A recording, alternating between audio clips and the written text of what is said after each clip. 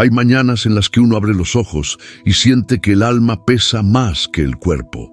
No sabes por qué, pero el mundo parece un poco gris, como si todo el color se hubiera escapado mientras dormías. Te levantas, te vistes, haces café, y aún así sientes ese vacío sordo en el pecho, esa ansiedad que no se puede explicar con palabras. Y lo más frustrante es que desde afuera todo parece bien. Tienes trabajo, tienes responsabilidades, hasta tienes momentos de risa, pero por dentro hay un cansancio invisible, como si estuvieras corriendo sin llegar a ningún lado. ¿Te ha pasado? Entonces necesitas escuchar esto. No estás roto, estás sediento, sediento de algo que no se compra, que no se fabrica, que no se consigue con más logros ni con más likes. Sediento de descanso verdadero, sediento de dirección, sediento de un pastor que no solo te dé instrucciones, sino que te abrace mientras avanzas. Y ese pastor existe. Se llama Jesús, y el Salmo 23 es su carta de amor más breve y más poderosa. El Señor es mi pastor, nada me faltará. Quizás lo has escuchado 1000 veces, pero hoy quiero que lo escuches como si fuera la primera, no como un verso religioso, sino como un salvavidas lanzado justo cuando más lo necesitas. Lo más loco, y aquí viene el primer choque con lo que nos enseña el mundo, es que la verdadera fortaleza no está en tener el control, sino en soltarlo. ¿Sabes qué tan contraintuitivo es eso? La sociedad te grita, haz más, corre más, lucha más, demuestra que puedes, y Dios te susurra, ven, descansa, confía, yo cuidaré de ti.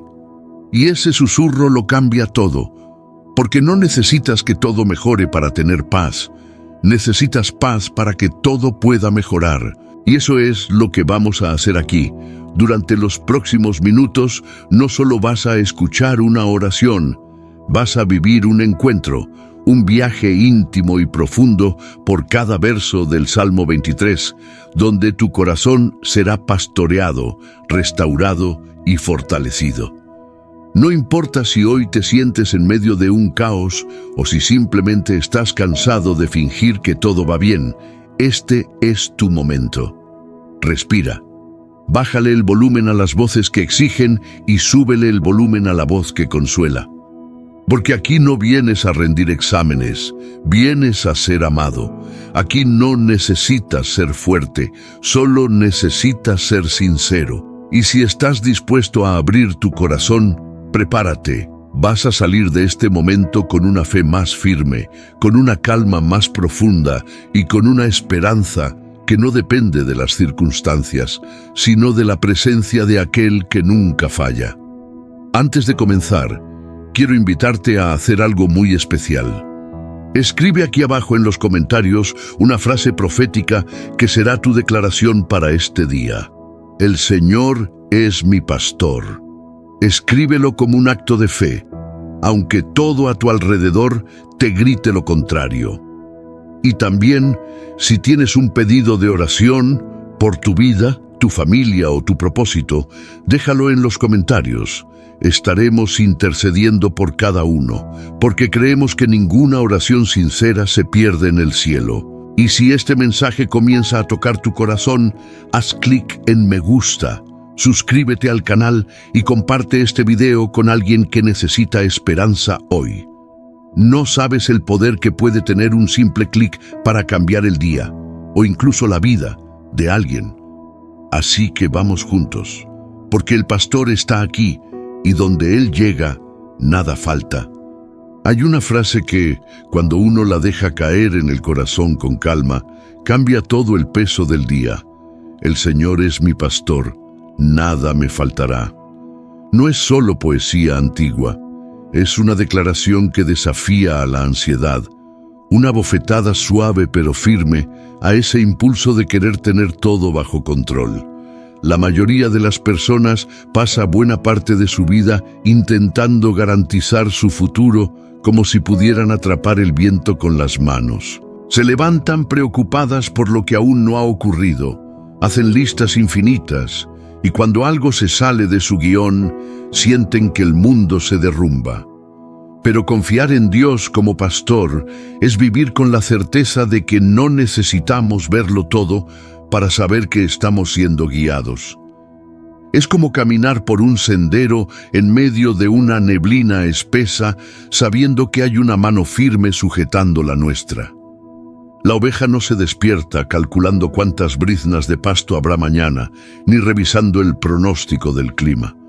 Simplemente sigue al pastor, porque lo conoce y confía en que Él ya ha pensado en eso.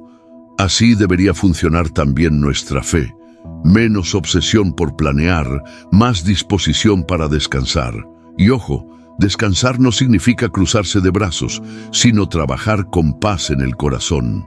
Recuerdo la historia de una mujer que, con 3 hijos pequeños y sin empleo, oró una noche pidiéndole a Dios pan para el desayuno. A la mañana siguiente, al abrir la puerta, había una bolsa con pan caliente y fruta fresca. Nadie tocó el timbre, nadie dijo su nombre, pero ella supo que el pastor había pasado por su puerta.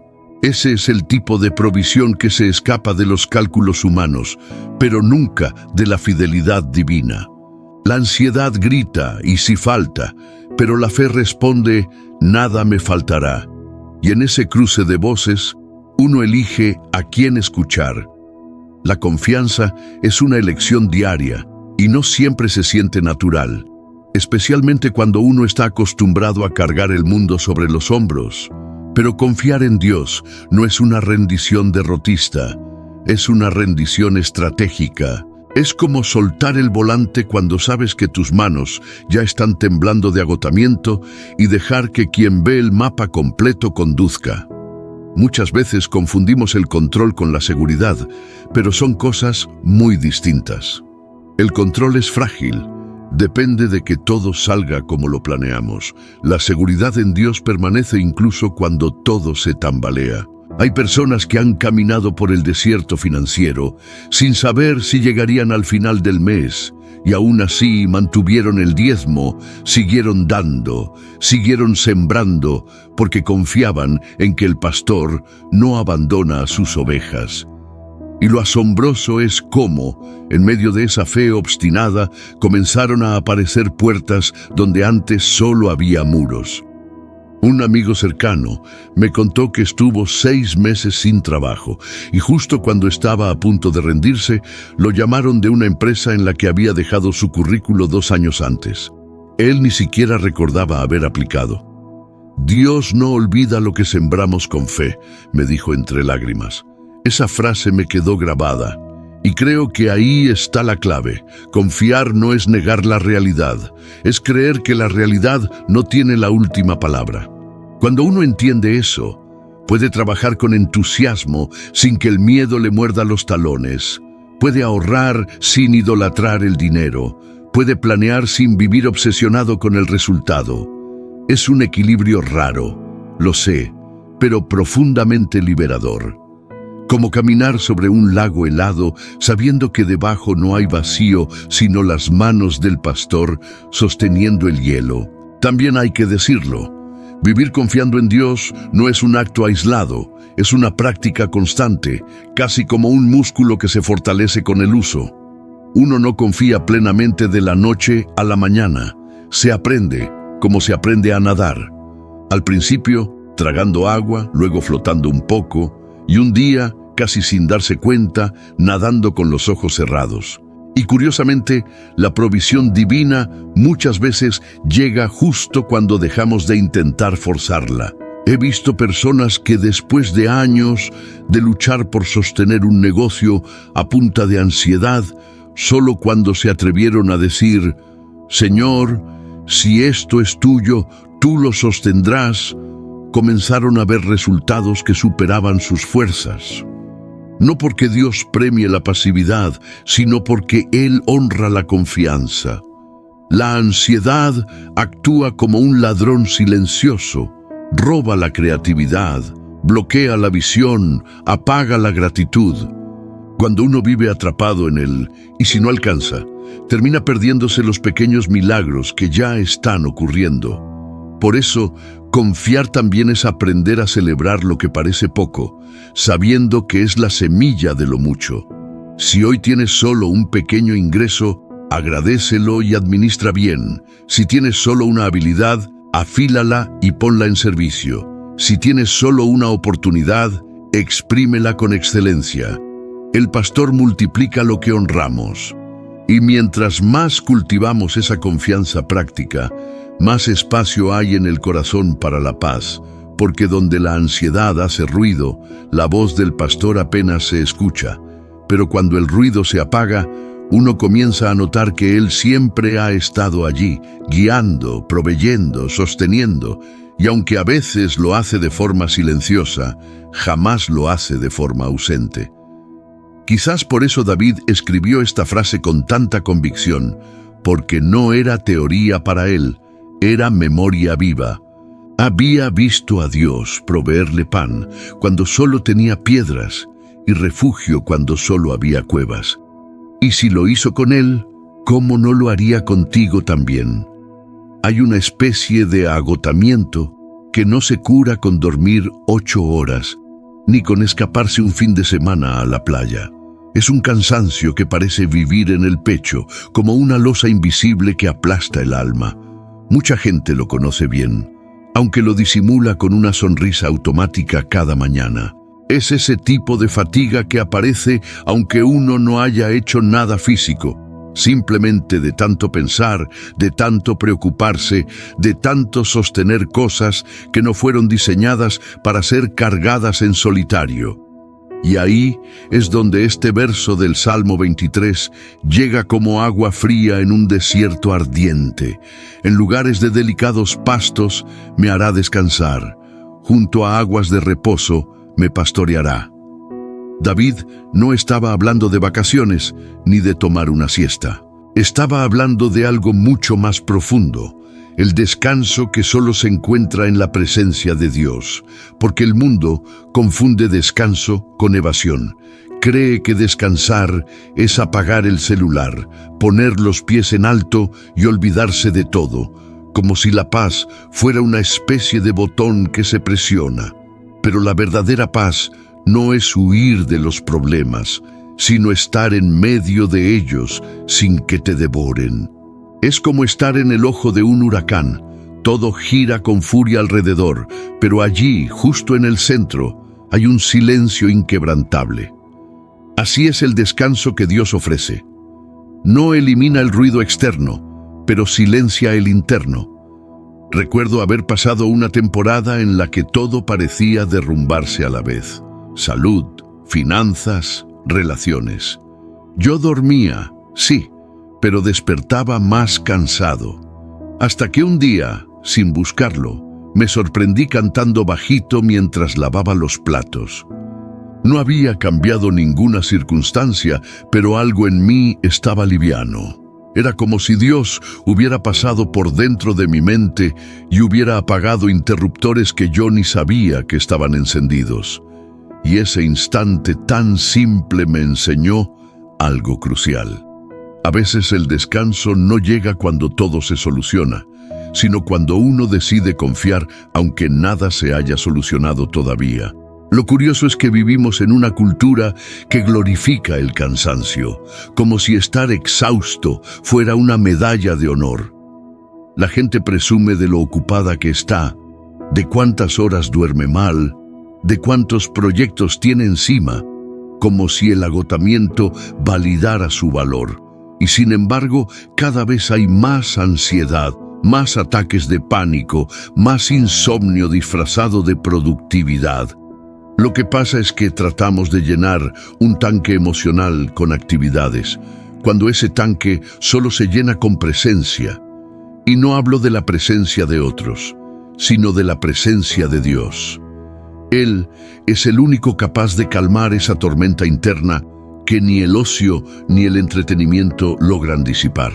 Uno puede ver series hasta las 3 de la mañana, hacer maratones de redes sociales, pasar horas en un centro comercial comprando cosas que no necesita y aún así sentirse vacío. Son aguas contaminadas. Parecen refrescar, pero no sacian. En cambio, las aguas de reposo de las que habla el Salmo son otra cosa. No tienen brillo artificial, pero limpian por dentro. Estar en la presencia de Dios es como meter los pies en un río claro después de haber caminado kilómetros por tierra caliente.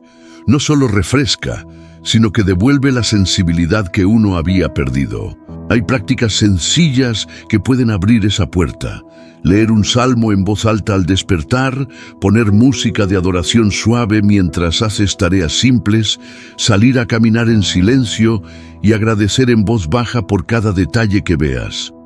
Son gestos pequeños, pero poderosos, porque le dan espacio a la voz de Dios para colarse entre todo el ruido. Y cuando esa voz entra, todo el cuerpo parece recordar cómo se sentía estar en paz, como un suspiro profundo que uno ni sabía que estaba guardando. Aprender a descansar en Dios es, de hecho, un acto de valentía, porque implica soltar el control por un momento, dejar que el mundo siga girando sin tu supervisión y aceptar que no pasa nada si no puedes con todo hoy. Es como bajarte de una bicicleta en plena cuesta y simplemente sentarte en el pasto a ver el cielo, aunque todo el mundo siga pedaleando. Al principio parece irresponsable, pero en realidad es sabio. El descanso verdadero no es holgazanería, es preparación. Un guerrero no descansa porque sea débil, sino para poder luchar mejor. Y tú también necesitas esos momentos de detenerte, no para rendirte, sino para recargar el alma. Jesús mismo se retiraba a lugares solitarios para orar, y si Él, siendo quien era, necesitaba pausas, ¿cuánto más nosotros? Podrías probar algo muy simple. Antes de dormir, en lugar de revisar el celular, poner una alarma para 1 minuto de silencio total. Solo 1 minuto. Y en ese minuto, repetir mentalmente, «El Señor es mi pastor, nada me faltará». Deja que esa frase se convierta en un arrullo. Es probable que el primer día la mente quiera correr maratones, pero si lo haces cada noche, verás cómo algo cambia. Es como cuando uno va dejando piedras pesadas en el camino y de pronto descubre que puede caminar más ligero. El descanso no se encuentra, se construye con cada decisión de parar, respirar, agradecer y soltar. Y ese descanso, curiosamente, es el que abre espacio para lo que viene después. Porque un corazón agotado no puede abrazar nuevas bendiciones, pero un corazón en paz se convierte en terreno fértil. Y ahí, justo ahí, es donde Dios suele sorprendernos con pastos verdes que no habíamos visto antes. Hay heridas que no sangran, pero que gritan en silencio durante años. Son esas marcas invisibles que dejamos escondidas detrás de una sonrisa ensayada. Esas grietas que nadie nota, pero que a veces se abren de golpe cuando algo, una palabra, un recuerdo, un olor, las toca sin querer. Cuando David dice, confortará mi alma, no está hablando de un consuelo superficial como una palmada en la espalda. Está hablando de algo profundo, casi quirúrgico, una restauración completa, desde dentro hacia afuera. Mucha gente cree que sanar el alma es simplemente olvidar, pasar página, distraerse con nuevas experiencias. Pero lo cierto es que las heridas del alma no desaparecen ignorándolas, sino exponiéndolas a la luz de Dios. Es como una casa con goteras ocultas en el techo. Puedes pintar las paredes una y otra vez, pero si no reparas lo que está arriba, la humedad seguirá filtrándose. Así pasa con nuestro interior. Hay quienes van acumulando traumas de infancia, rechazos, fracasos, y construyen toda su vida sobre esas bases agrietadas. Y claro, la estructura se tambalea. Pero Dios no remienda, Él reconstruye. Cuando se habla de restauración, no es poner un parche, es devolver la forma original, y muchas veces incluso hacerla más hermosa que antes. Recuerdo una mujer que me contó que fue abandonada por su padre cuando tenía 8 años. Durante décadas vivió sintiéndose no deseada. Eso se filtraba en todo. Elegía relaciones tóxicas, aceptaba trabajos mal pagados, se callaba cuando debía defenderse. Un día, en un retiro espiritual, escuchó por primera vez de verdad que Dios la había escogido desde antes de nacer. Rompió en llanto, y desde ese día empezó a levantar la cabeza de otra manera. No fue magia instantánea, pero fue el comienzo de su restauración, como un jardín seco que de pronto recibe la primera lluvia después de años. Las flores no brotan al instante, pero el suelo deja de estar duro. Eso es lo que hace Dios. Ablanda el terreno del alma para que vuelva a dar vida. Lo interesante es que muchos confunden restauración con anestesia. Quieren dejar de sentir el dolor, pero sin enfrentar su raíz. Es como querer curar una fractura solo con analgésicos. El dolor desaparece un rato, pero el hueso sigue roto. La restauración que Dios ofrece es diferente. No evita el dolor, lo atraviesa para sanarlo. Y sí, puede ser incómodo al principio, porque implica remover recuerdos que uno preferiría enterrar. Hay personas que, cuando comienzan a buscar a Dios con sinceridad, se sorprenden de cuánta tristeza o enojo aparece de golpe. Y creen que están retrocediendo, cuando en realidad están sacando el veneno para que la herida pueda cerrar de verdad.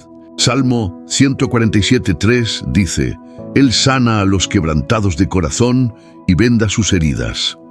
Eso no significa que el pasado deje de existir, sino que deja de gobernar. La diferencia es enorme. Cuando uno es sanado, el recuerdo ya no duele, solo enseña. De hecho, las heridas restauradas suelen convertirse en el punto más fuerte de una persona. He visto hombres que, tras ser liberados del resentimiento, se volvieron mentores amorosos para jóvenes que pasaban por lo mismo. He visto mujeres que, luego de sanar sus complejos, se convirtieron en líderes que levantan a otras con palabras de vida.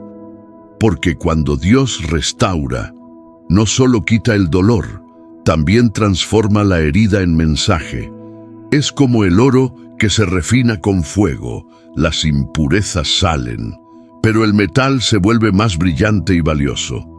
Y aquí hay un punto crucial. No hay herida demasiado profunda para él. Aunque uno sienta que está hecho pedazos, Dios no ve un desastre, ve piezas que aún pueden formar algo hermoso. Y sí, puede que la restauración sea un proceso lento, con días en que parece que no hay avances, pero cada pequeño paso cuenta.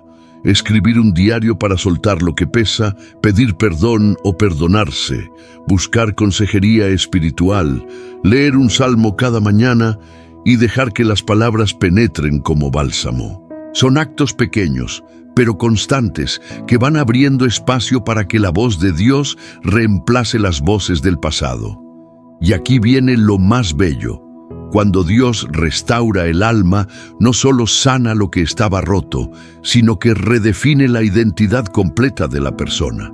Muchos cargan etiquetas que otros les pusieron: fracasado, raro, débil, no suficiente, y acaban creyendo que esos son.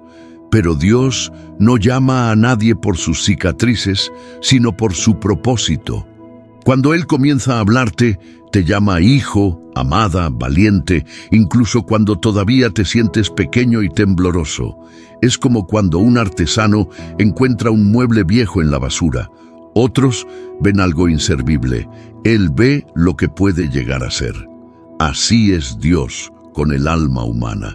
Él no se asusta de tus grietas porque sabe cómo reconstruirte. Y cuando empiezas a verte a ti mismo como Él te ve, todo cambia. Ya no buscas validación constante, ya no mendigas amor, ya no corres detrás de la aprobación ajena. Caminas con la frente alta, no por orgullo, sino porque sabes que fuiste escogido. Y eso libera.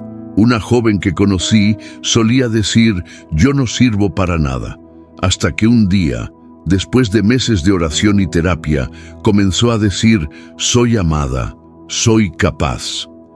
Esa simple frase cambió el tono de su vida entera, porque cuando la identidad se sana, Todo alrededor empieza a alinearse, las relaciones, las decisiones, incluso la forma de hablar, y ahí uno entiende que la restauración del alma no es solo sentirse mejor, es renacer. Es como si Dios soplara sobre el polvo y dijera de nuevo, hazte vida. Y curiosamente, las personas más luminosas que conozco no son las que nunca sufrieron, sino las que dejaron que Dios entrara a sus ruinas y las convirtiera en jardines. Por eso, si sientes que tu alma está desgastada, rota o seca, no es el final. Es apenas el terreno donde Dios quiere plantar algo nuevo. Y justo cuando creas que ya no hay nada que salvar, Él te sorprenderá mostrando que aún hay mucho por florecer. Y lo mejor es que este proceso de restauración abre camino para algo más grande que todavía está por venir. Hay decisiones que parecen pequeñas, pero que definen caminos enteros. A veces se toman en un suspiro, firmar un contrato, decir que sí a una relación, callar cuando deberíamos hablar, o hablar cuando el silencio hubiera sido sabio. Y sin darnos cuenta, esas decisiones van trazando la ruta de nuestra vida. Por eso, este verso es tan poderoso. Me guiará por sendas de justicia, por amor de su nombre. David está reconociendo que no basta con caminar. Hay que caminar bien. No se trata solo de avanzar, sino de avanzar en la dirección correcta, y para eso necesitamos al pastor. La justicia en la Biblia no es solo hacer lo correcto en un sentido legalista, es vivir en integridad, con coherencia entre lo que creemos y lo que hacemos, entre lo que proclamamos y lo que practicamos. Y eso, en este mundo de atajos y apariencias, es casi contracultural. Es como nadar contra la corriente. Exige firmeza y propósito. Recuerdo a un hombre que conocí en un pequeño pueblo. Tenía una tienda que apenas daba para sobrevivir, y alguien le ofreció ganar mucho más si aceptaba vender productos robados bajo la mesa. Él lo rechazó, aunque necesitaba desesperadamente ese dinero. Me dijo, prefiero arroz con paz que banquete con vergüenza. Años después, su tienda se convirtió en un negocio próspero y respetado, mientras otros que eligieron el camino fácil terminaron envueltos en problemas legales. Eso es caminar por sendas de justicia, elegir lo correcto, incluso cuando lo incorrecto parece más rápido. Y lo hermoso es que Dios no nos pide perfección instantánea, nos pide disposición. Él no busca robots impecables, busca corazones dispuestos a obedecer aunque cueste. Es como un padre que enseña a su hijo a andar en bicicleta. No se enoja cuando cae, se alegra cuando se levanta y vuelve a intentarlo. Así es Dios con nosotros, paciente, constante y profundamente interesado en cada paso que damos. La mayoría de las personas quiere ver grandes cambios, pero no siempre está dispuesta a hacer pequeños ajustes diarios que los provoquen. Y ahí es donde entra la guía de Dios. Proverbios 3:5-6 dice, confía en el Señor con todo tu corazón y no te apoyes en tu propia prudencia. Reconócelo en todos tus caminos, y Él enderezará tus sendas. No dice, entiende todo, dice, confía. Y eso implica soltar la necesidad de tener todas las respuestas antes de dar un paso. Es como conducir de noche con las luces del coche. No ves todo el trayecto, pero ves lo suficiente para avanzar. Dios muchas veces guía así, con luz para el siguiente metro, no para todo el mapa. Y esa es una de las mayores pruebas de confianza que podemos enfrentar. Hay momentos en que seguir el camino de la justicia parece significar quedarse atrás, perder oportunidades, ser el único que no hace trampa en un examen o que no infla resultados en el trabajo. Y ahí surge la duda, ¿valdrá la pena? La respuesta es sí, siempre sí, porque el éxito construido sin integridad es como un edificio de arena. Puede parecer imponente, pero se derrumba con la primera ola. En cambio, la vida cimentada en justicia resiste tormentas. Y no solo eso, trae paz, porque dormir tranquilo sabiendo que no traicionaste tus principios no tiene precio. Si estás dudando sobre una decisión importante, un cambio de trabajo, un negocio, una relación, detente a preguntarte, ¿esto honra el nombre de Dios? Esa simple pregunta puede ahorrarte años de dolor. He visto personas que eligieron la ambición sobre la integridad y terminaron solas, agotadas y vacías. Y he visto otras que caminaron despacio, pero con rectitud, y hoy tienen paz, reputación sólida y relaciones que florecen. La justicia puede parecer lenta, pero siempre llega. Como esas semillas que tardan en germinar, pero cuando brotan, nadie puede detener su crecimiento. Lo más sorprendente es que cuando decides caminar en sendas de justicia, no solo tu vida cambia, también se vuelve faro para otros. Mucha gente observa en silencio cómo vives, cómo decides, cómo tratas a quienes no pueden darte nada a cambio. Y aunque no lo digan, se inspiran. Tus decisiones justas se vuelven semillas en otros corazones. Un joven me confesó una vez que empezó a orar y buscar a Dios porque vio a su jefe rechazar un soborno enorme sin dudar.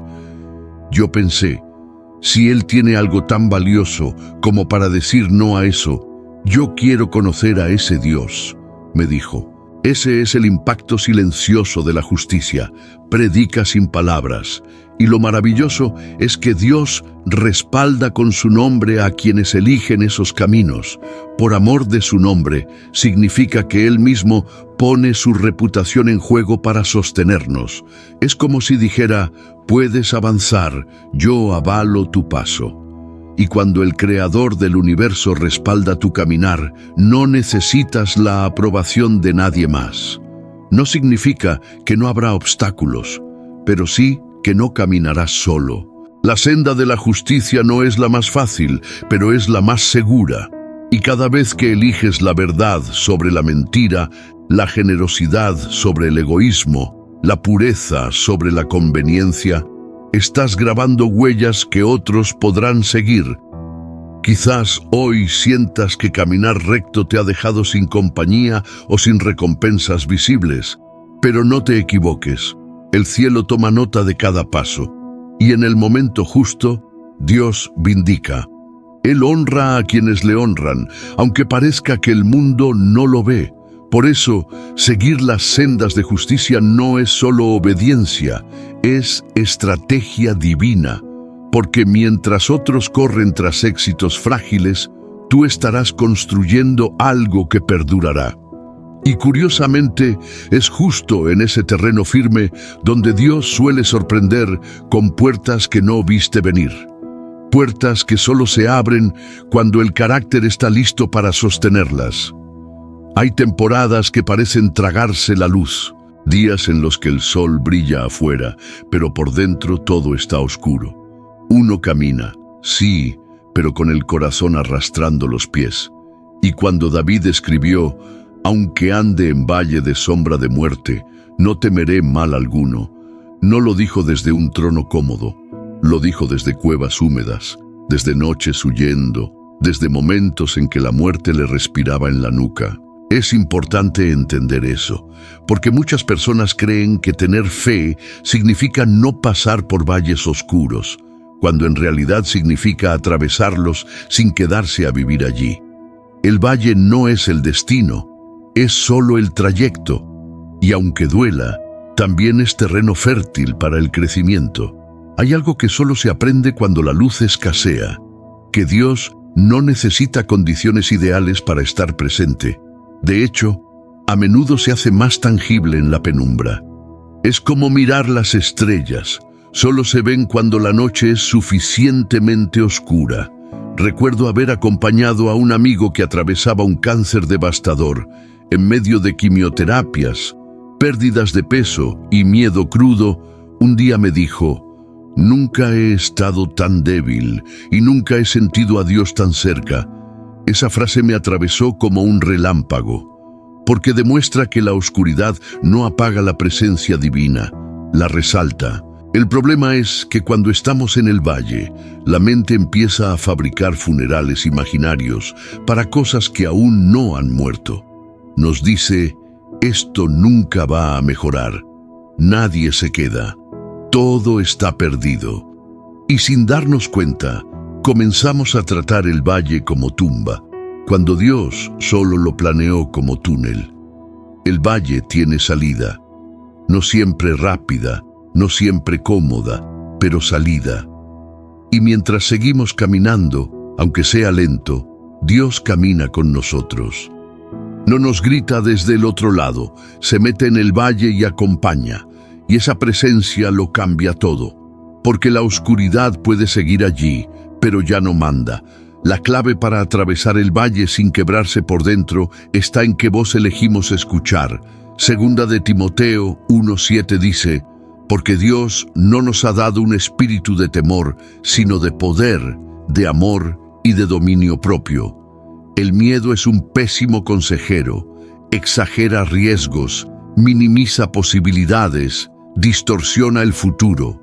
Cuando uno vive guiado por el miedo, cada sombra parece un monstruo, cada silencio parece abandono. Pero cuando decides creer que el pastor va contigo, las sombras se vuelven solo eso, sombras, no amenazas reales. Una mujer que conocí perdió a su esposo y a los pocos meses también su trabajo. Estaba convencida de que su vida se había terminado.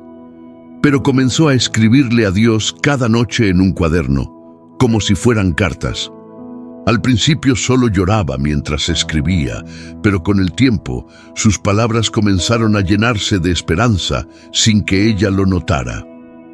Años después, creó una fundación para ayudar a viudas a reconstruir su vida. Me dijo, el valle me rompió, pero Dios usó esos pedazos para construir algo nuevo. Y es que a veces confundimos rompernos con perdernos. Pero no es lo mismo. Que algo se rompa no significa que ya no sirva, significa que está listo para ser rearmado de manera más fuerte. Dios no necesita piezas nuevas, necesita corazones dispuestos, y cuando caminamos con Él, hasta las lágrimas se vuelven semillas. Puede que ahora no lo veas, pero cada paso en el valle está cultivando profundidad en ti. La gente admira las montañas, pero los frutos crecen en los valles. Ahí es donde las raíces se hunden más y donde el carácter se forma de verdad. Nadie quiere pasar por allí, claro, pero quien se atreve a seguir caminando sale distinto, más compasivo, más sabio, más fuerte. Y cuando mires atrás, te darás cuenta de que no fue el valle el que te destruyó. Fue Dios quien lo usó para reconstruirte de forma que jamás hubieras imaginado. Algo poderoso sucede cuando dejas de pelear contra la oscuridad y empiezas a caminar a través de ella con calma. No negando el dolor, sino recordando que no es eterno. Los valles no duran para siempre, tienen principio y fin. A veces el problema no es el valle, es que nos sentamos en él. Nos rendimos en medio, construimos tienda en lugar de seguir andando. Pero este salmo es claro, aunque ande. Andar es moverse, avanzar, aunque sea arrastrando los pies. Y ahí está el secreto. El progreso en el valle no se mide en velocidad, se mide en constancia. Quizás hoy no puedes correr, pero puedes dar un paso, uno, y luego otro. Cada paso es una declaración. No temeré mal alguno, no porque seas fuerte, sino porque no estás solo. Cuando un niño camina por un lugar oscuro con su padre, no deja de tener sombras alrededor, pero ya no le asustan porque va de la mano de alguien que sabe el camino. Así eres tú con Dios. Él no promete atajos, promete compañía, y su compañía basta. Si necesitas hacer algo práctico mientras atraviesas tu propio valle, empieza con cosas pequeñas. Respira profundamente 5 veces cada mañana repitiendo, tú estás conmigo. Escribe 3 razones por las que agradeces cada día. Rodéate de personas que te recuerden tu valor cuando tú lo olvides. Son pasos diminutos, sí, pero cada uno perfora la oscuridad un poco más. Y llegará el momento en que salgas del otro lado y la luz te parezca más brillante que nunca.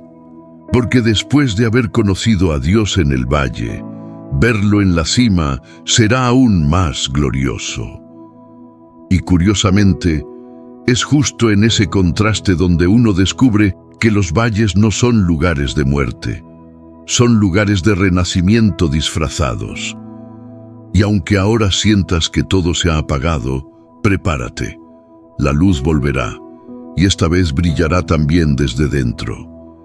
Hay palabras que suenan extrañas al oído moderno, y vara y cayado son dos de ellas. Suenan a objetos antiguos, reliquias de otra era, pero para un pastor y sus ovejas eran herramientas esenciales. La vara era un bastón corto, firme, que servía para proteger al rebaño de depredadores.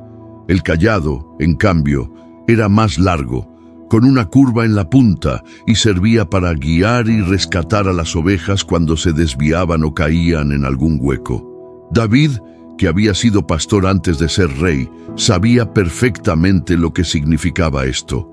Cuando escribió, «Tu vara y tu cayado me infundirán aliento», estaba diciendo, «Tu disciplina y tu guía me dan seguridad». Eso es contraintuitivo, porque la mayoría asocia la disciplina con castigo, con dureza, con vergüenza. Pero en el corazón de Dios la disciplina no es un látigo, es un acto de amor. Hebreos 12:6 lo dice claro, el Señor disciplina al que ama. Y aquí está el detalle, la vara no era para golpear a las ovejas, era para espantar a los lobos. Qué diferente se ve cuando uno entiende eso. A veces Dios levanta su vara no para herirte, sino para ahuyentar lo que podría destruirte. Y el cayado aparece cuando ya te desviaste, para rodearte con su curva y traerte de vuelta con ternura. No es violencia, es rescate. Recuerdo una etapa en la que todo lo que yo quería era avanzar en mis planes personales. Estaba obsesionado con crecer profesionalmente, con acumular logros, y cada vez que algo se frenaba, me frustraba como un niño caprichoso. Hasta que un día, después de una puerta importante que se cerró de golpe, entendí que Dios me estaba protegiendo de mí mismo. No lo vi así en el momento, claro. Lo sentí como un fracaso, pero meses después descubrí que esa oportunidad aparentemente perfecta escondía un ambiente tóxico que hubiera destrozado mi salud mental. Ahí entendí lo que es la vara. No fue un castigo, fue protección. A veces Dios dice no o espera, no porque seas indigno, sino porque te ama demasiado para dejarte caer en un precipicio con los ojos vendados. La disciplina de Dios no busca humillar, busca formar carácter. Y eso también es contra la lógica de este mundo, que nos enseña a evitar cualquier incomodidad a toda costa. Vivimos en una cultura que idolatra lo inmediato. Queremos resultados sin proceso, cosechas sin sembrar, victorias sin entrenamiento. Pero el reino de Dios funciona al revés. Él entrena antes de enviar. Mira a José. Tenía promesas de grandeza, pero antes pasó por el pozo, la esclavitud y la prisión. Mira a Moisés, criado en palacio, pero tuvo que pasar 40 años en el desierto aprendiendo a cuidar ovejas antes de pastorear a un pueblo entero. Mira a David, ungido rey siendo adolescente, pero pasó años huyendo en cuevas antes de sentarse en el trono. Todos ellos vivieron temporadas en las que probablemente pensaron que Dios los había olvidado, cuando en realidad estaba formándolos. Eso es la vara, entrenamiento. Como un entrenador que corrige la postura de su atleta una y otra vez, no porque lo odie, sino porque quiere verlo ganar. Si el atleta lo entendiera como castigo, abandonaría, pero si lo ve como preparación, persevera. Lo mismo pasa con nosotros. Hay procesos que duelen, que nos frustran, que parecen retrasos, pero en realidad son moldes. Dios está puliendo lo que no necesitamos y fortaleciendo lo que sí. Y si logras ver cada corrección como cuidado, cada puerta cerrada como dirección, el dolor se vuelve más ligero, porque de pronto entiendes que no estás siendo rechazado, estás siendo refinado.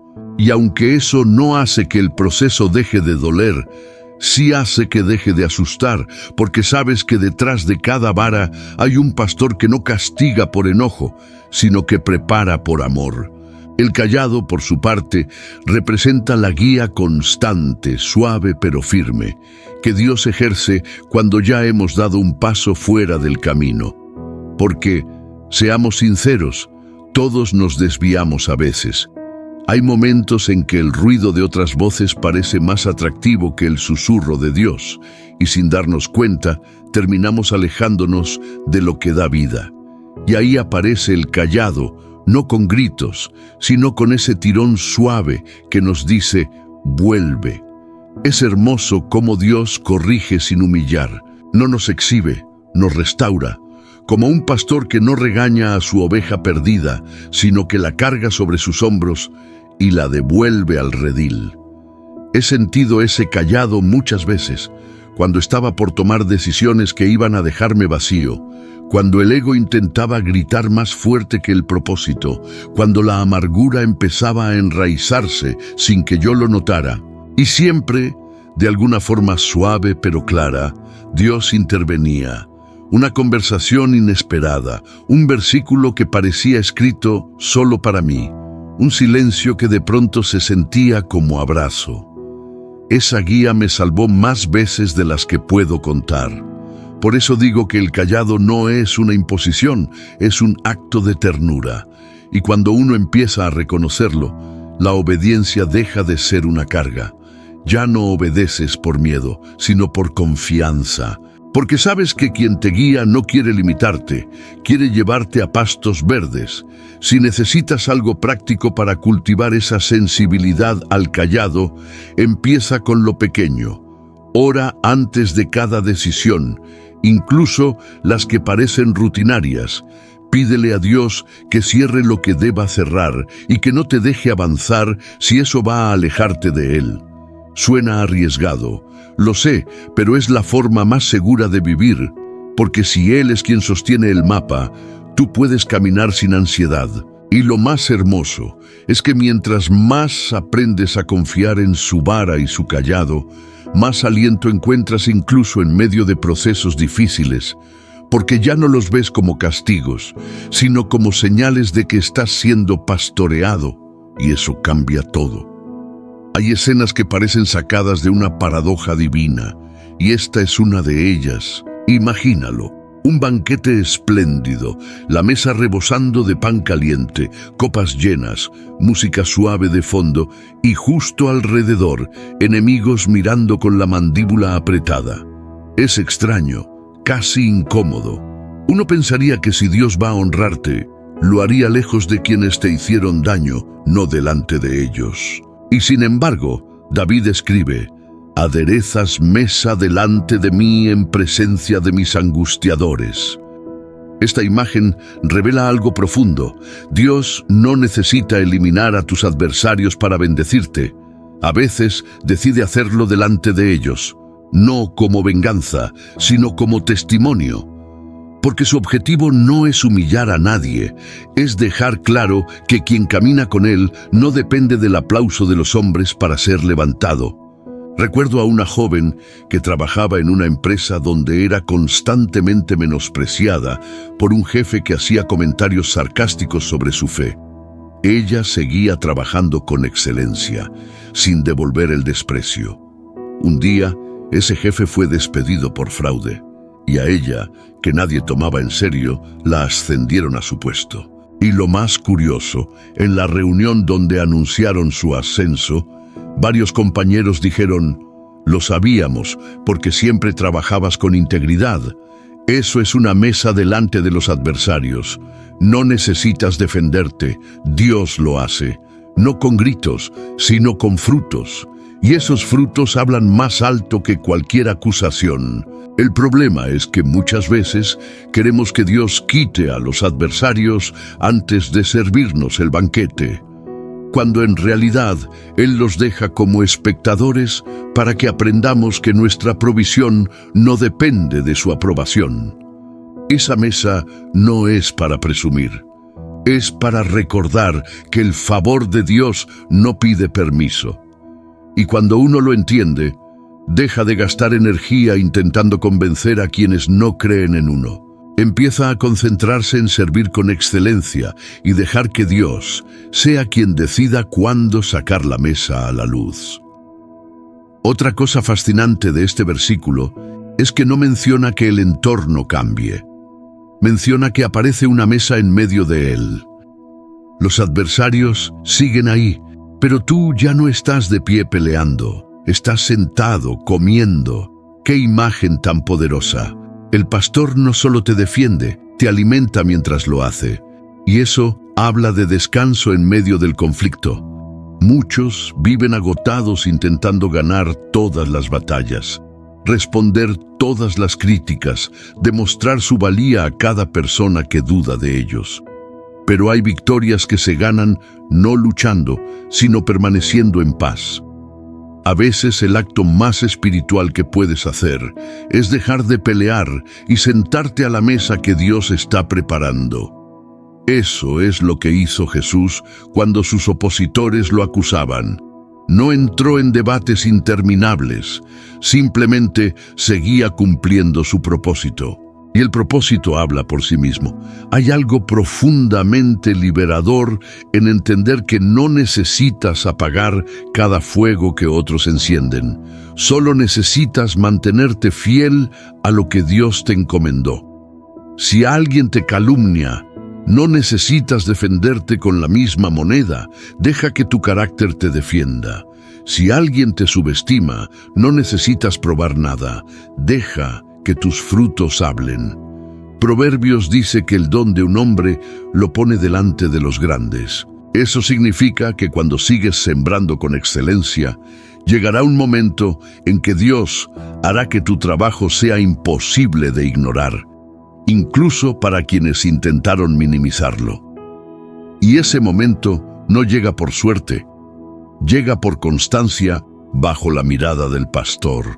Es como un agricultor que siembra año tras año mientras otros se burlan de él. Cuando la cosecha llega, no necesita explicaciones. Su campo habla por él. Así es también tu vida. Si sigues caminando con integridad, llegará el momento en que Dios pondrá la mesa y no habrá adversario que pueda impedirlo. Lo más hermoso es que esta mesa no es solo para saciarte, es para servir también. Cuando Dios te honra, no lo hace para que te encierres en tu éxito, lo hace para que alimentes a otros con lo que has recibido. Muchos confunden la bendición con un trofeo, cuando en realidad es una bandeja. Estás llamado a compartirla. Esa actitud protege el corazón de la arrogancia cuando el favor llega. Porque seamos honestos, cuando Dios comienza a levantarte, siempre habrá miradas que te observan con escepticismo, esperando que falles. Y ahí necesitas tener el corazón bien anclado para no convertir el banquete en un espectáculo de ego. La mejor manera de silenciar a los críticos no es presumir, es servir. Si Dios te abre una puerta, usa esa posición para abrir puertas a otros. Si te da recursos, úsalos para bendecir. Si te da influencia, úsala para elevar voces que nadie escucha. Eso desarma incluso al adversario más duro, porque convierte el favor en testimonio. Recuerdo a un empresario cristiano que fue ridiculizado durante años por orar antes de cada reunión importante. Cuando finalmente su compañía se convirtió en una de las más exitosas de su sector, muchos antiguos críticos comenzaron a pedirle consejos, y él los recibió con amabilidad, compartiendo sus aprendizajes en lugar de restregarles su éxito. Eso es sentarse a la mesa con el corazón correcto, sin rencor, sin necesidad de demostrar nada, solo disfrutando y compartiendo lo que Dios ha puesto delante. Y curiosamente, es esa actitud la que hace que Dios siga trayendo más. porque Él confía sus mesas a quienes no las usan para humillar, sino para sanar. Así que si hoy estás siendo observado, criticado o subestimado, no te preocupes por probar tu valía. Preocúpate por mantener tu corazón limpio, tus manos diligentes y tu mirada fija en el pastor. Él pondrá la mesa en el momento exacto delante de quienes menos lo esperan. Y lo hará no para que te gloríes, sino para que su gloria brille a través de ti. Hay momentos en la vida en los que uno se detiene. Mira todo lo que ha atravesado, las pérdidas, las batallas, los valles oscuros, las puertas cerradas, y se da cuenta de que sigue aquí. Y no solo sigue aquí, sino más fuerte, más sabio, más sensible. Y es entonces cuando estas palabras de David resuenan como un eco de victoria. Unges mi cabeza con aceite, mi copa está rebosando. La unción en la cultura bíblica era un acto solemne, reservado para sacerdotes, reyes y profetas. Implicaba consagración, pero también habilitación. No solo era un gesto simbólico, era una transferencia de autoridad y poder espiritual. Y lo asombroso es que David, que empezó como un pastorcito ignorado en los campos, terminó diciendo que su copa rebosaba. Eso no fue suerte, fue el resultado de caminar con el pastor cuando nadie más lo veía. A veces pensamos que la unción es un destello que aparece de repente, pero en realidad suele llegar como el rocío, silenciosa, constante, empapando poco a poco el terreno de nuestra vida hasta hacerlo fértil. He visto personas que parecían insignificantes para los estándares humanos, pero cuya vida estaba tan impregnada de la presencia de Dios que todo lo que tocaban florecía. No porque fueran brillantes, sino porque estaban ungidas. La unción convierte lo ordinario en extraordinario, transforma una palabra común en consuelo, una canción simple en adoración, que rompe cadenas, un gesto pequeño en milagro. Y cuando la unción está sobre ti, incluso tus debilidades se vuelven canales de gracia. Es como si Dios dijera: no necesito que seas perfecto, necesito que seas disponible. Y cuando uno se vuelve disponible, la abundancia llega. No hablo solo de dinero, aunque también puede incluirlo. Hablo de plenitud, de esa sensación de vivir desbordando vida, como una copa que no solo se llena, sino que rebalsa. Y ese rebalse no es para presumirlo, es para compartirlo. Porque la verdadera señal de la unción no es cuánto acumulas, sino cuánto puedes dar sin vaciarte.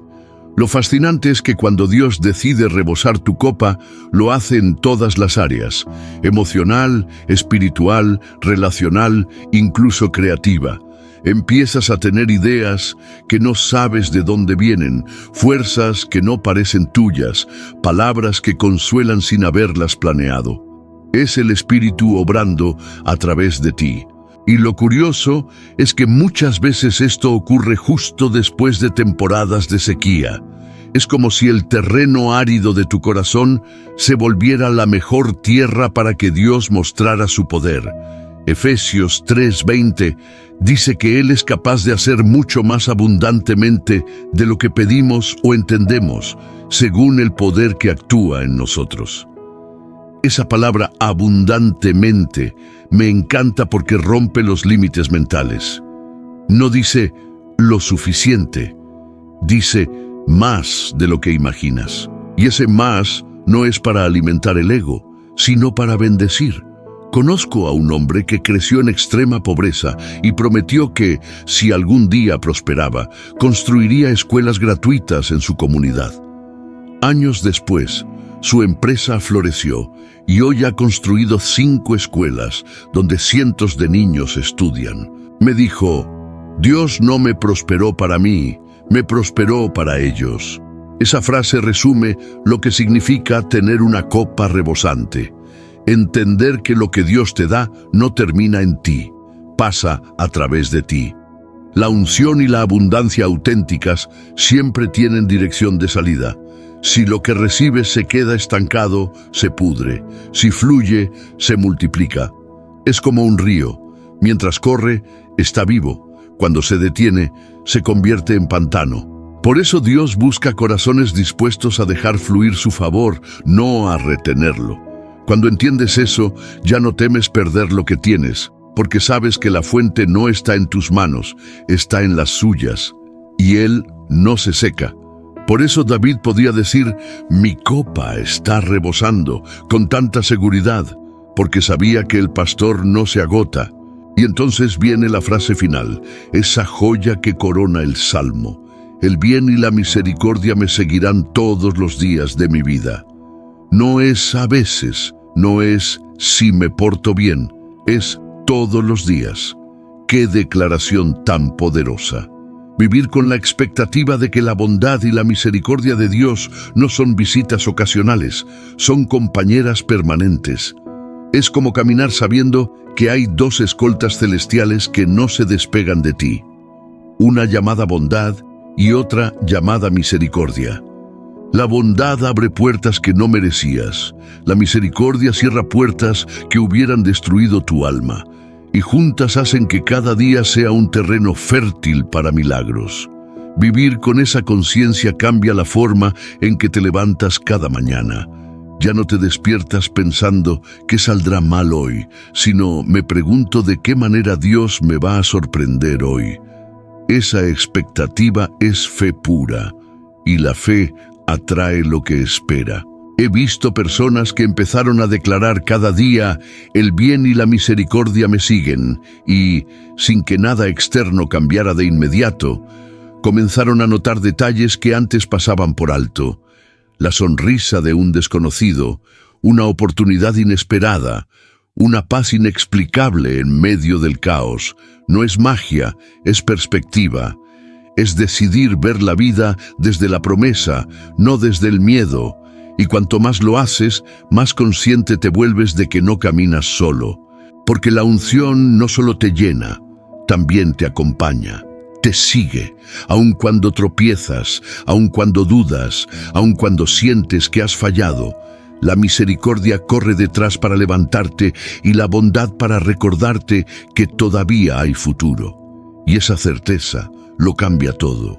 Porque cuando sabes que no puedes perder el favor de quien no se cansa de amarte, caminas con otra postura, no con arrogancia, sino con gratitud. Con la cabeza en alto, pero el corazón postrado. Y eso, paradójicamente, es lo que hace que Dios confíe más en ti, porque quien entiende que la abundancia es gracia, no trofeo, se vuelve canal confiable de ella. Así que si hoy sientes que estás vacío, prepárate. Dios no planea llenarte solo para que estés lleno, planea rebosarte para que otros también beban de tu copa. Y cuando eso suceda, no habrá duda de que el bien y la misericordia estarán pegados a tus pasos, todos los días de tu vida. Has llegado hasta aquí, y eso ya dice mucho.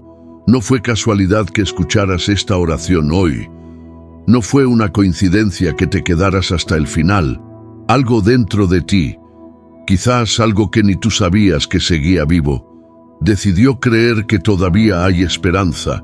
Y quiero que lo abraces con todo tu corazón. Sí, hay esperanza. No importa si vienes de un valle oscuro, de una temporada de sequía, de años de heridas que parecían incurables. Dios no te ha traído hasta aquí para dejarte a medias.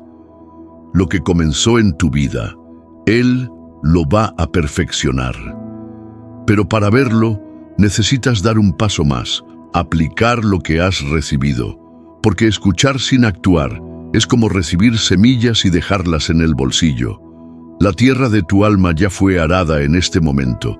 Ahora toca plantar. Así que quiero preguntarte con total sinceridad, como un amigo que te quiere ver florecer, ¿qué vas a hacer con todo lo que Dios te habló hoy?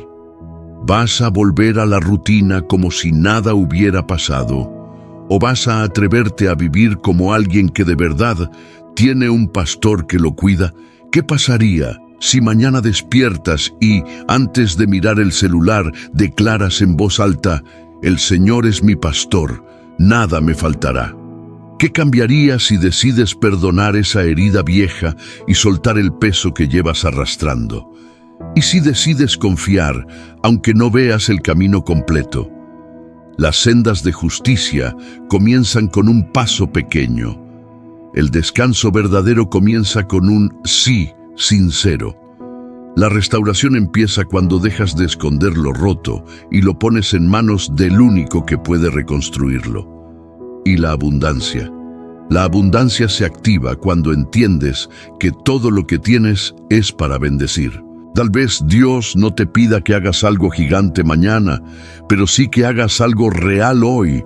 Leer un salmo antes de dormir, llamar a alguien que necesitas reconciliar, escribir tu gratitud por las pequeñas cosas, orar aunque sea 5 minutos con el corazón abierto.